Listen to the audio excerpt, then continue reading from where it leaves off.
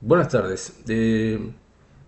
Estamos aquí con Julio Pantoja, quien seguramente le vamos a preguntar expresamente, pero quien seguramente opina como opinó Eduardo Gil en el año 2018, 30 años creo que del siluetazo o algo así, cuando él dice que no le preocupaba ni que tenía que convencer a nadie del mundo del arte que la fotografía es arte, es un arte visual y que los fotógrafos somos artes visuales.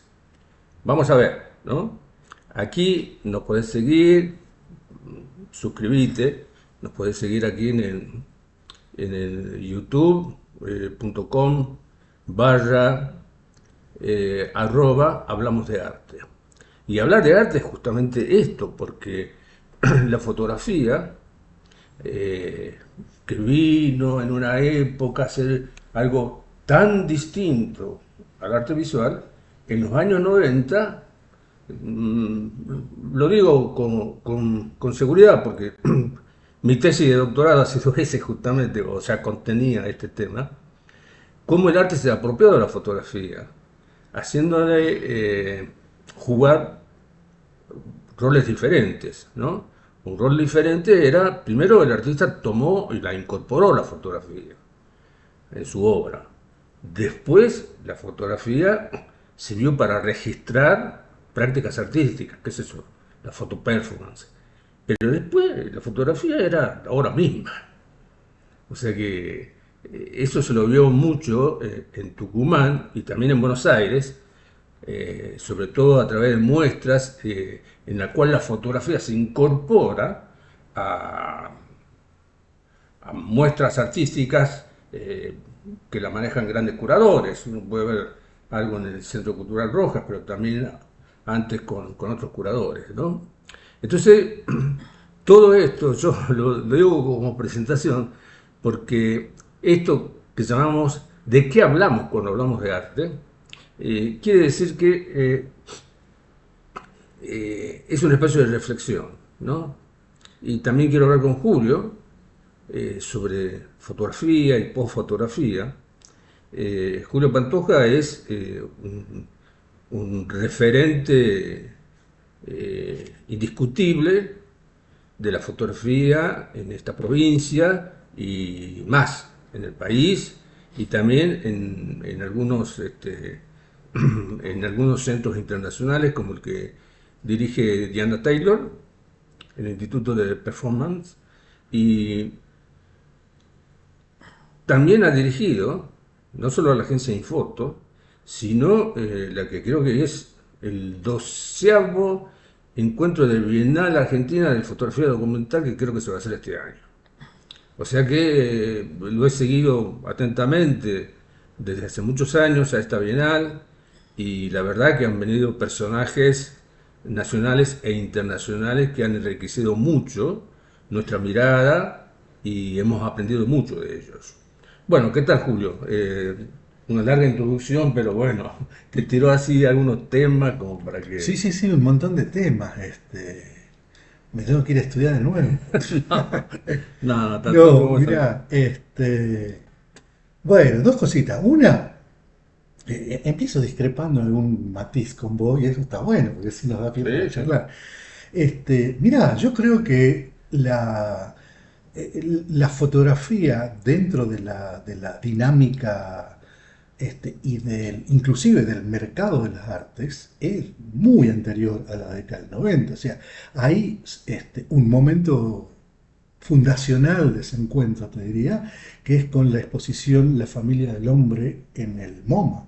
Que eso es, yo no me acuerdo exactamente, pero, o sea, son cosas que uno las ha ido estudiando y viendo, pero eso es de la década del 60, si la memoria no me patina. Y a partir de ahí es donde la fotografía en los circuitos internacionales de las artes está conviviendo con otro tipo de técnicas de expresión, porque en definitiva la cuestión cuando hablamos de arte y de fotografía, pero entiendo que de arte y de cualquier otra cosa, tiene que ver con herramientas técnicas, materiales para desarrollar una, una tarea, a través mejor dicho, a través de esto, desarrollar la expresión, desarrollar las cosas que se quieren decir y las cosas que se quieren opinar sobre, y esto ya es mi opinión personal, sobre el mundo que te rodea. Porque si no opinamos, si no actuamos en función de ese contexto, en el mejor escenario, sea lo que sea que hagamos, hacemos adornos, ¿no? Cosas que hagan juego con los muebles, cosas así, que bueno, que está buenísimo. A mí me encanta, soy arquitecto, me gusta decorar mi casa y qué sé yo, pero entiendo que no Es, hablaríamos de arte si nos metemos en ese territorio. esa palabra utilizó hace algunas semanas Lucrecia Martel, cuando instó a que dejemos de adornar al poder.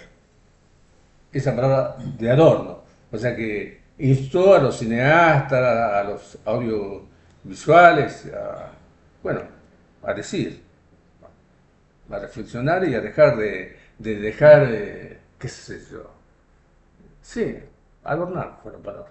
Sí, y yo creo que eso hay que marcarlo también, que no significa renunciar a la estética, ¿no? Para nada, porque creo que justamente la fortaleza está en esta opinión, en esta expresión de la que hablamos y que a mí me interesa, con formas de atraer a un otro que, llamémosle público, llamémosle, le podemos llamar de muchas maneras, que va a ser con quienes vamos a compartir y con quien esperamos tener un vínculo dialógico con lo que nosotros proponemos desde las artes en general.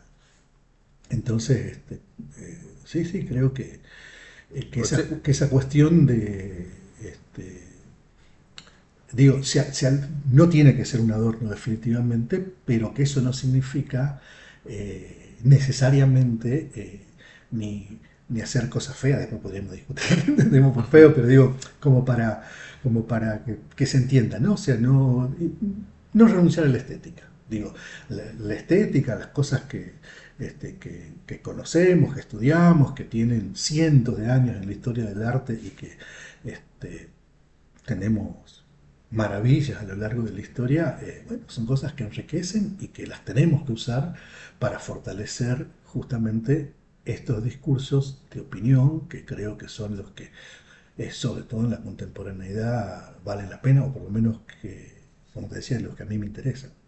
o sea que coincidimos en que la fotografía es una práctica artística, Sí, eso. desde antes, desde antes. Sí, claro, claro. Yo me refería a Argentina, porque tengo una referencia de un crítico que vino una vez un curador que vino a hacer una nota aquí a Tucumán en el año 95. Y él dice, pensar, no he visto fotografías en esta muestra, Jorge, me dice. Y le digo, ¿y ustedes cuándo hacen fotografía en Buenos Aires? Y habían hecho la primera muestra de fotografía había sido un año anterior, en el año 94. O sea, la fotografía ya incorporada a un circuito y a la circulación como práctica artística, ¿me entendés?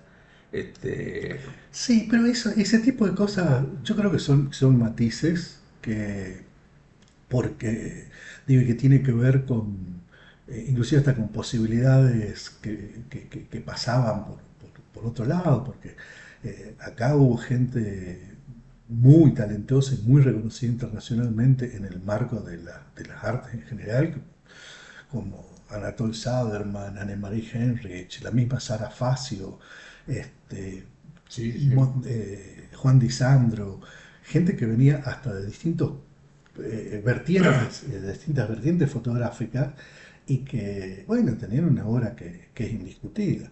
De todos modos, hay una cuestión que no es menor y que, aunque sea tangencialmente, yo sí estoy convencido que tiene que ver en esto de la mirada un poquito más desde afuera de la fotografía, que por ahí puede llevar, creo que con cierta lógica, a algunas confusiones de este tipo. Y es que, bueno, volvemos a la cuestión del contexto y en particular a los tiempos políticos.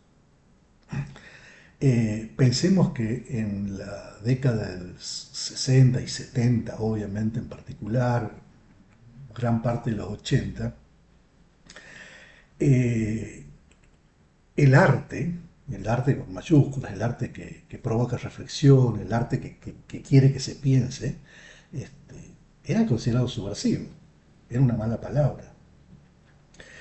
Y entonces, bueno, había que ver qué rol jugaba la fotografía dentro de eso.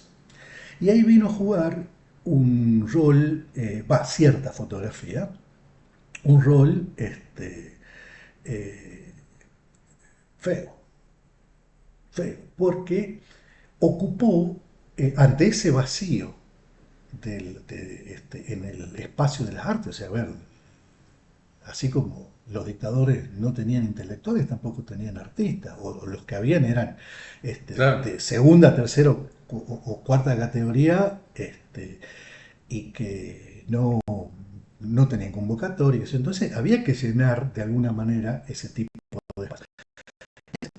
Vino a ocupar cierto tipo de fotografía complaciente, lineal, superficial, y que estaba este, circunscripta y patrocinada desde un circuito de lo que se conocía como los fotoclubes, a donde tenían una mirada de la fotografía más parecida a la de un deporte competitivo, ¿no? Donde se organizaban concursos, rankings, y a donde se daban premios En entre Tucumán ellos. no, Mira, hubo. en tu lugar hubieron algunas experiencias. Ahora, esto que estoy diciendo también puede pecar de reduccionista porque no siempre, o sea, no todo fue así, pero digo, institucionalmente, corporativamente sí funcionó de esa Sí, manera. pero sabemos que la dictadura tuvo bueno, la calle Corrientes, Moria Kazán, eh, Graciela Alfano, este, era ese tipo de teatro, ese varieté, Claro, claro, que expresaba, no había hasta que se dio la experiencia del el teatro teatro abierto, abierto, ¿me exactamente, entendés? claro. Pero hasta ese momento la gente iba a ver eso. Bueno, ponele, algo así pasaba con la fotografía. Entonces, claro que esa fotografía no iba a estar en los anales de la historia del arte ni a palo. Y después, si vos ves en el transcurso del tiempo esto que vos explicabas, y bueno, claro, caemos a fines de los 80, en los 90, a donde la fotografía empieza a tomar fuerza en realidad no es que no estuvo ahí, agazapada, en circuitos under, en otro tipo de espacios, que no tenían que ver con los espacios museísticos, institucionales, o aunque no sean institucionales, pero de estos visibles, de las galerías este, más expuestas al público, por decirlo de alguna manera. Tengo que hacer la salvedad que eh, hay obras de la dictadura que han sido muy reveladoras, como Eduardo Longoni, ¿no? Que el tipo con esa mirada de, me acuerdo en esa parada militar, el nombre de la foto no recuerdo bien, pero en esa parada militar donde el tipo logra captar ese momento, bueno, es una revelación. Igual que el otro, o sea, quiero decir, en ese momento, pero también en un momento inmediatamente posterior, quiero decir, la fotografía ha sido una revelación. Hay un fotógrafo, peco con mi olvido de nombres, que gracias a la foto que él pudo, digamos, sacar en el ataque que hubo al monte, La en tablada la era tablada, Eduardo Longoni. bueno, Mangoni también, se armó un Claro, juicio que después lo ganó y que la madre dijo, usted publicó una foto y ahí está mi hijo vivo. Y sí, mi sí. hijo está desaparecido. Te completo la anécdota. Yo los puse en contacto a ellos, porque Ah, yo sí. la conocía, la cachorra, en Nicaragua, y conocía las fotos de Eduardo, y entonces cuando ella me habló de su hijo desaparecido, y qué sé yo, dije, ah, mira, yo tengo un amigo que hizo fotos. Pero mira, volviendo a esto, claro que sí, pero vos fíjate que esa producción fue hecha desde el fotoperiodismo, Sí, fue hecha desde ahí, y que sí. después es mirada desde otras Como perspectivas. una Y práctica ahí, artística. exacto, y ahí me gustaría ir a una cosa que yo reivindico mucho en general, y es preferir hablar de perspectivas, de puntos de vista, que de categorías, ¿no?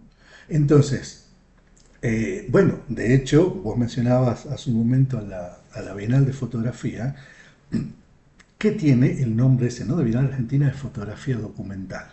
Y que eso nos lleva a conversar bastante frecuentemente sobre el Sí. adjetivo. Y bueno, ahí es un ejemplo muy claro de cómo es diferente el entender lo documental como una categoría, ¿no? Que sería, por ejemplo, la fotografía médica, la fotografía artística, la fotografía publicitaria y la fotografía documental. Esas son categorías, ¿no? Yo prefiero entender a la fotografía documental como un punto de vista, como una manera de ver cualquier fotografía, ¿no? Que aparte le restás esa autoridad que pareciera tener. Porque yo digo, aquí está la foto, ya está. Está en la escena del crimen, aquí está la foto, listo. Con esta foto no hay discusión. Hay mucha discusión. Pero claro, pero resulta que hay mucha discusión, porque Claro, depende del punto de vista. claro. Aún hoy que la tecnología nos permite cada vez más que ese punto de vista, a ver, una cámara que está tomando, digamos, la entrada en un edificio, qué sé yo, alguna cosa así. Hoy leía un artículo también en el cual decía, ¿por qué no se esclarecen muchos crímenes en Tucumán? Y porque no hay plata, dice el editor, porque no hay plata para comprar la tecnología que nos permitiría tener menos dudas sobre, bueno, cosas como esa. Pero es un punto de vista, está bien. Sí, Es sí, una sí. mirada. Claro, o sea, vos fijate, volviendo a la fotografía de cómo la entendemos a quienes miramos el documental desde un punto de vista, ¿no? Yo puedo tomar una fotografía médica, una radiografía, y entenderla como documento, y pensarla como documento. Y a vos, como doctor en arte, te invito a que esa misma radiografía, si la ponemos en un museo, vos la puedas leer y la puedas Sí, entender desde un punto el de vista. universo y la historia de la arte. Hay una chica que Bueno, trabajaba aquí exactamente eso. con una radiografía. Sí, hay muchos trabajos, por ejemplo. O, no sé, la fotografía, la excelente fotografía que se hizo durante muchos años desde el punto de vista técnico y editorial de la revista Caras, ¿no? Ujú. Esa fotografía, por ejemplo, desde el punto de vista documental, si bien fue hecha con técnicas y con propósitos muchas veces muy triviales y muy livianos, sin embargo, esas fotografías, somos varios los fotógrafos que opinamos parecido, entre esos Ataulfo Pérez Aznar, Marcos López, de que esa es la fotografía del menemismo. O sea, desde el punto de vista documental, eso es terriblemente documental y valioso. Por ejemplo, las fotos y que no son fotoperiodismo, ¿no? Las fotos de las corbatas de Trovato, o las fotos de María Julia Alzogaray desnuda con el tapado de Con el piel. tapado, claro. Digo, esos son los iconos de esa época. Vos fijate que en la fotografía dura, de calle, qué sé yo, de esa época, como puede ser, por ejemplo, la foto de Enrique Medina del piquetero que está tirando el cascotazo con el obelisco de fondo, por ejemplo. Que ¿No? pasará la historia. Periodismo duro, periodismo de calle y que es el ícono de ese momento. eh, Bueno, Uno dice argentinazo y claro, aparece esa foto. del menemismo no vas a encontrar la fotografía en la calle, la tenés que buscar en las revistas del corazón. Entonces, esas cosas son mirarlas con perspectiva. Inclusive, a esas mismas fotografías, vuelvo al ejemplo, si vos la tenés colgada en un museo, también la podés mirar desde la perspectiva de las artes, con todo el contexto de época, inclusive hasta podés juzgar su propósito técnico, estético, o sea, admite ese tipo de cosas. Entonces, como te digo, yo prefiero este, mirar cuando abordo cosas desde perspectiva. Un ejemplo muy claro, desde el punto de vista social, como para que esto se entienda muy rápidamente, esto lo hablo con mis alumnos en la facultad, es cómo determinados hechos, determinadas conductas de personas, hoy se pueden ver con perspectiva de género con mucha facilidad. ¿No? Un mismo acto que hace 10 años se leía de otra manera, o 15, O palabras, que ¿no? también, Palabras, actitudes, gestos, ¿no? Cacho O, Castaña. ¿Quién podría cantar lo que cantaba Cacho Castaña hace ¿no? 2 años? Entonces, ¿no? Y eso es solamente una cuestión de perspectiva, porque no cambió absolutamente nada más. No cambió el hecho, no cambió nada. Cambió la forma en que miras eso. Que está Entonces, determinada por eh, por otras construcciones sociales. construcción como la perspectiva de género, ¿no? Exactamente. O sea que muchos temas con los cuales se quiere volver hoy, porque aparte de todo lo que uno puede decir, y seguramente vamos a estar de acuerdo, sobre esta situación mundial y nacional en particular, este, hay una cosa que a muchos que de nuestra edad, que uno dice, sí, pero vamos a estar discutiendo lo que vimos receptos 30 años atrás, Bueno, muchas cosas. para muchas cosas. Es como volver a discutir, veo que hay hay toda una nueva avanzada respecto al derecho al aborto. Aquí la Gaceta ha sacado una enorme foto de unas decenas de personas que marchaban por el derecho al aborto. Vida, ¿sí? En fin. Pero la fotografía, tal vez sea esa marca, ¿no? Que va señalando, digamos, el contexto y que, como vos decís, depende de la mirada y de la perspectiva que uno lo vea, ¿no? No de la categoría, porque a veces no documenta nada, pero sí abre la posibilidad de distintas Admite lecturas. admite lectura, Una de claro. las cosas que a mí más me interesó y me gustó siempre la fotografía, creo que es una de las cosas por las que me metí muchísimo en esto toda mi vida, es la- los niveles extraordinarios de polisemia que tiene la fotografía, ¿no? Que admite montones de lecturas desde distintos lugares, desde muy distintos lugares y puede ser apreciado. O sea, tiene niveles de cripticismo este, mucho menores que otro tipo de técnicas, que otro tipo de disciplinas expresivas. Eso a mí me parece maravilloso. O sea, vos imaginate, no sé, la foto de Longoni que lo mencionaste, que se conoce como la mano de Dios, la de Maradona haciendo el gol a los Ah, ingleses. sí, conozco la A esa anécdota. foto, a esa foto la ponemos en el MoMA y es una gran obra. Y la ponemos en un centro vecinal de, del barrio más alejado de cualquier ciudad latinoamericana y también se la puede apreciar y disfrutar y hacer que haya un público que dialogue, que la interpele, que se siente interpelado. O sea, eso es maravilloso la Y conocer fotografía. la anécdota de cómo la sacó. Sí, sí, sí, somos muy amigos con Eduardo. Sí, claro. Este, casi, Cada vez casi que, una casualidad. cada vez que cenamos y vamos por el segundo vino aparece la anécdota, así que sí la conozco. Sí, fotografía y posfotografía, Fontcuberta. Ujú. Eh, yo sé que jode el post, ¿sí? Porque el post se ha utilizado para muchos,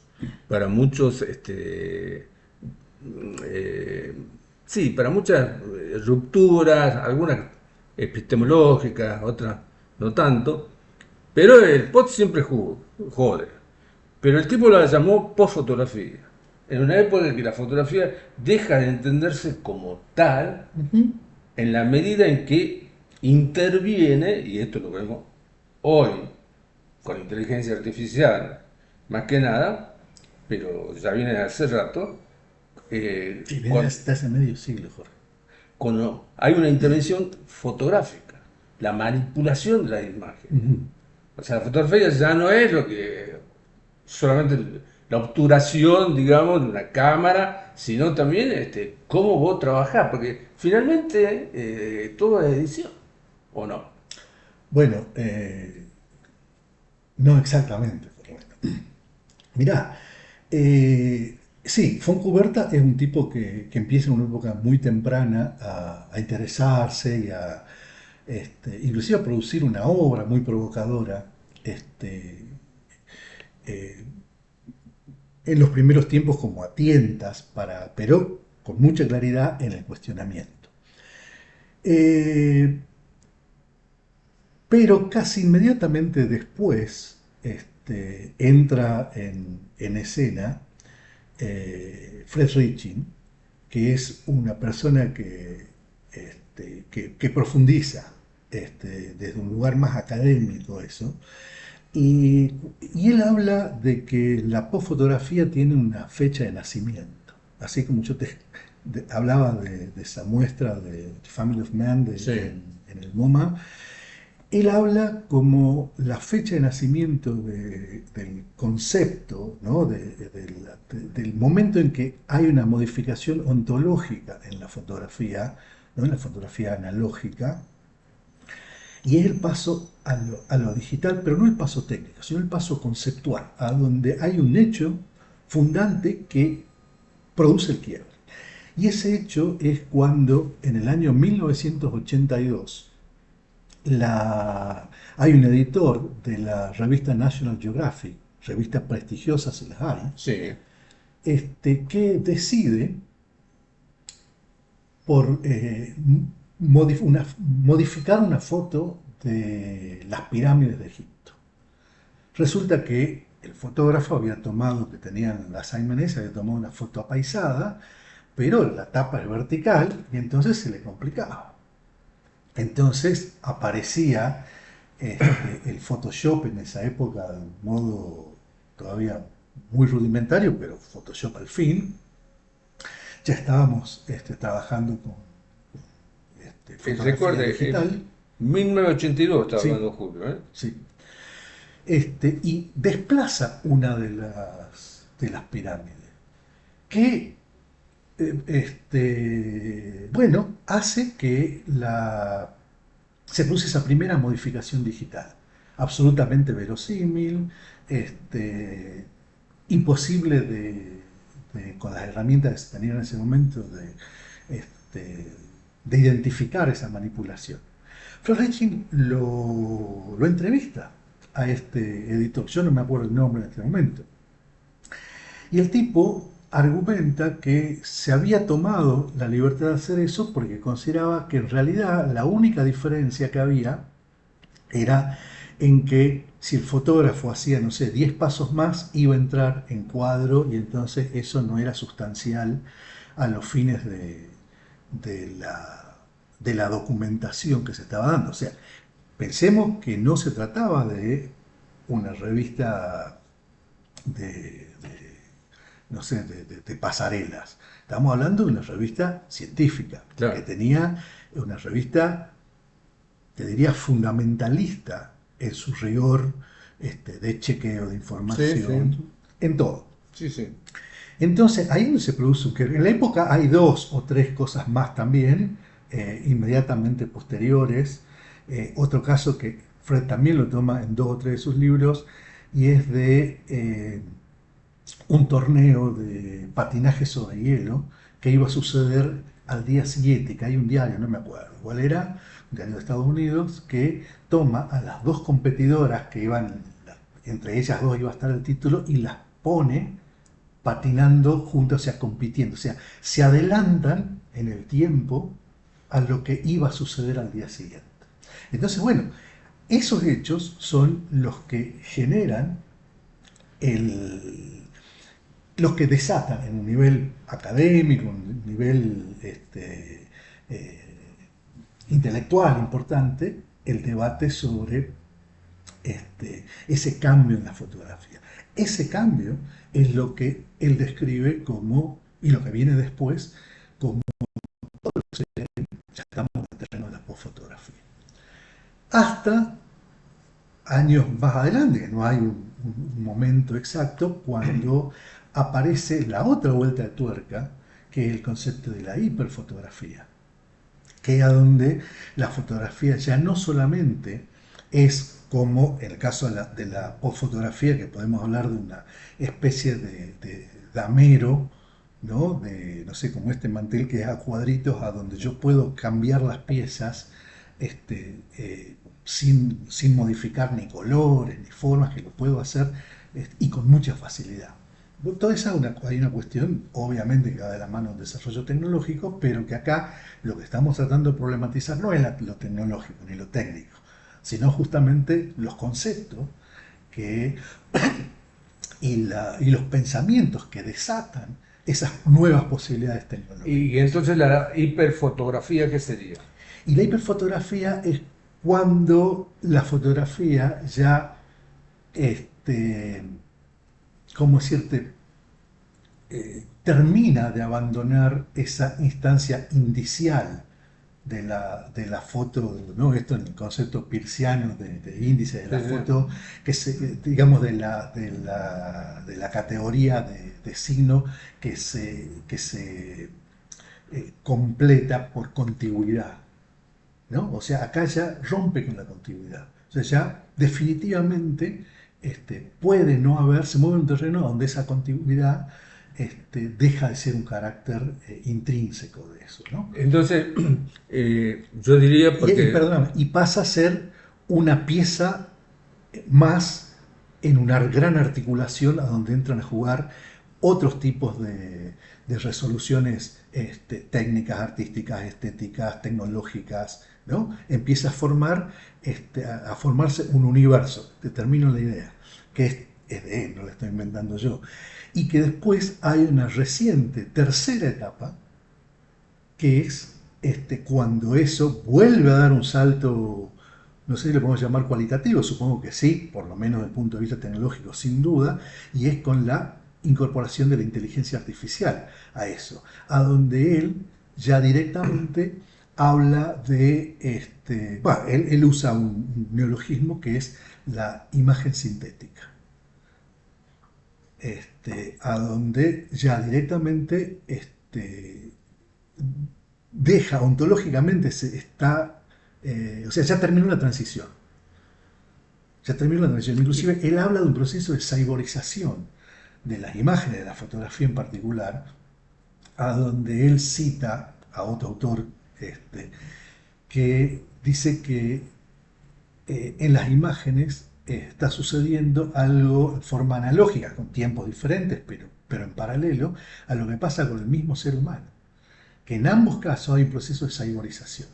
Y mirá vos lo que sostiene, que el ser humano empezó a transformarse en... Va, la hipótesis es que nosotros estamos transcurriendo un proceso de cyberización, de robotización del ser humano, que se desata cuando el primer ser humano es inyectado por una vacuna sintética.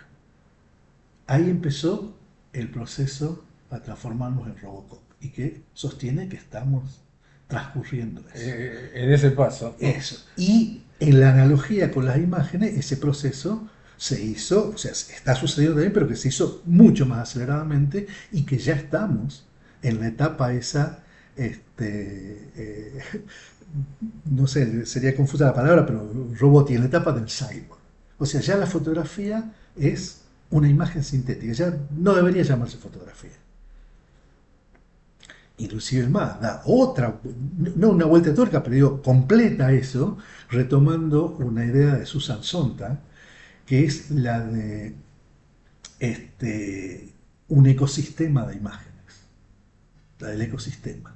O sea, a donde la interrelación que hay es tal que es como una sociedad, a donde el plomero no puede vivir sin el carpintero y el carpintero y el plomero juntos no pueden vivir sin el almacenero, ¿no? Donde hay una interrelación de todo con todo. Ahí se produce un ecosistema. Ahora, también hay un ecosistema, como cualquier ecosistema, que tiene problemas, que tiene defectos, que tiene cuestionamiento y eso. Entonces, para trabajar en un ecosistema, aparece, o mejor dicho, la propuesta es que aparezca una ecología de las imágenes. Ecología de la imagen. Claro, que es un poco lo que venimos leyendo y discutiendo en estos últimos tiempos.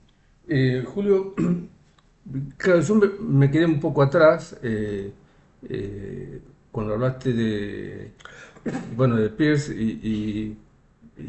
y recuerdo esa polémica este, de Humberto Eco con el texto Los límites de la interpretación, que en realidad es, es una respuesta o una provocación a Derrida, diciendo que, bueno, él continuaba con la semiosis ilimitada, pero lo de Derrida era como una deriva hermética. Entonces, no sé por qué asocié, porque bueno, justamente se trata de asociar, de que la interpretación es una cadena de asociaciones que no tiene un trazado, ¿no? Sino que es una asociación, bueno, con el propio psicoanálisis, una asociación libre, ¿no? Eh,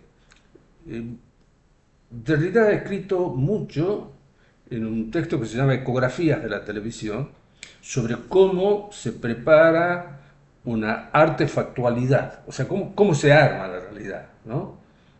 Y bueno, y siempre aparecen los famosos partidos, digamos, de tenis, en donde el director de imagen, el director digamos, de producción mueve las cámaras, ¿sí?